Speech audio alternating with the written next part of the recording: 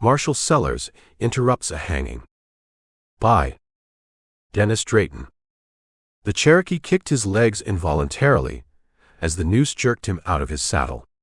Oakridge hadn't even bothered to tie his hands, and his fingers strained wildly against the rope.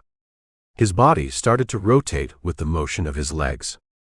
The branch Oakridge has slung the lariat over didn't even budge. It was thicker than a man's thigh. "Hold up," Doughty said, licking his lips. "We can't do it this way." "What's wrong, Doughty? Lost your spine?" asked Hicks with a nasty grin. "Half a hanging will get the redskin's tongue wagging."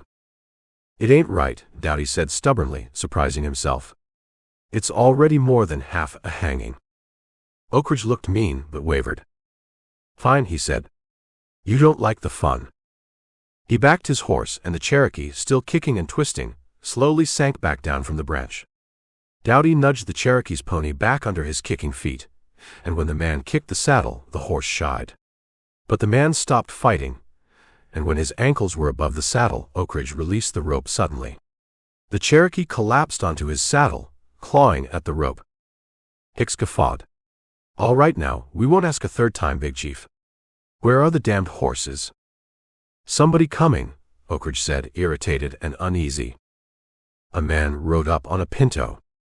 They could see he was an Indian too, an unimpressive dumpy man with a big mustache, with a Winchester carbine held across the pommel of his saddle, and 2 tin badges clinking on the lapel of his dusty black overcoat. Oakridge turned his horse to face the newcomer.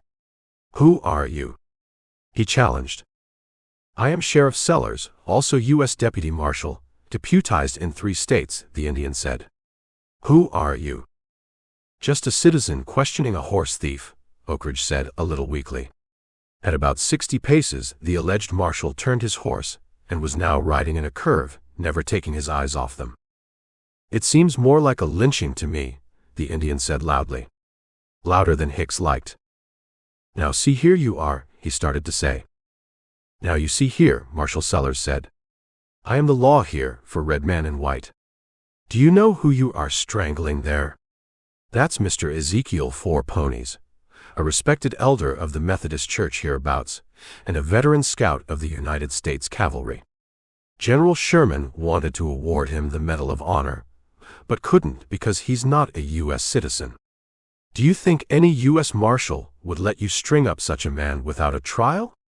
Do you even have due cause to look at him in a suspecting way?"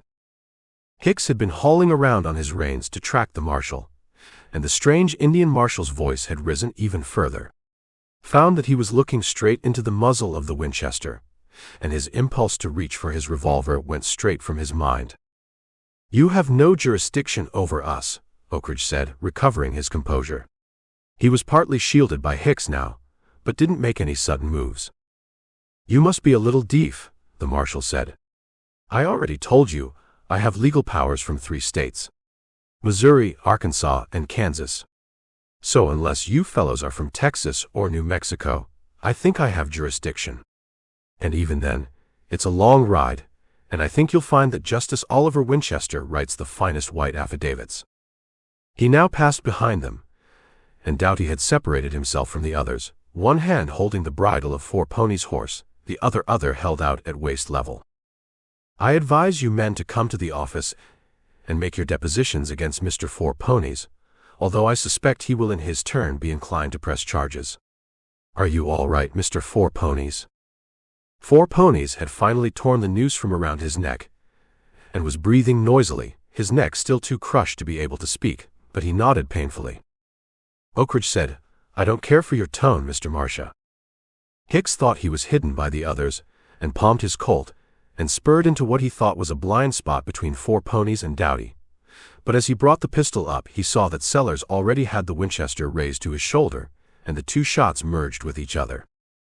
Hicks's shot went wild, but the .44 40 took him under the armpit, and the impact knocked him out of the saddle.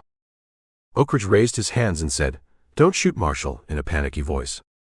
Hicks tried to sit up from the ground, but his legs only stirred some fallen leaves feebly, and he fell back panting. "And I don't care for your tone either, mister," Sellars said calmly. "Thrown down your guns, and I hope there won't be any more foolishness."